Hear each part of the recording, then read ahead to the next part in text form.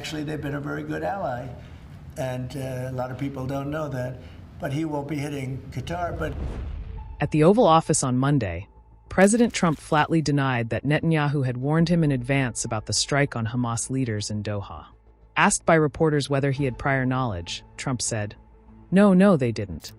His statement directly contradicted an Axios report claiming that Netanyahu had notified the White House beforehand. Reuters reported that U.S. officials were actually informed only when the missiles were already in the air, leaving no time for Washington to respond. Netanyahu's office later issued a statement backing Trump's account, stressing that the Doha operation was completely independent. The statement read, "The White House rendition of events is correct. Israel's action against Hamas leaders in Doha was a wholly independent Israeli operation. Israel initiated it, carried it out, and takes full responsibility." While distancing himself from the decision, Trump sought to reassure Doha, a key U.S. ally and mediator in ongoing ceasefire talks. When asked if Netanyahu had promised not to strike Qatar again, Trump said firmly, he won't be hitting Qatar. Netanyahu said that he doesn't rule out targeting Hamas anywhere they are. You said that you don't want to see Qatar hit again. Are there any guarantees that Qatar... Well, he won't be hitting in Qatar. As I say, I call it Qatar, you call it Qatar. You're actually more right, but actually you're allowed to go. The Emir said, you can say it any way you want, but I've always thought of it as Qatar. I think it's a beautiful sound. And actually they've been a very good ally. And a lot of people don't know that.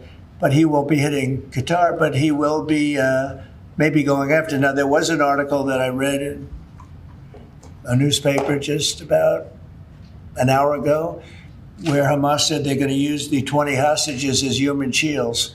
They're going to bring them up from the dark tunnels, and they're going to put them in the line of fire so that if Israel goes forward, they're going to die. And I thought that was very terrible, and I put out a statement on that. You saw that.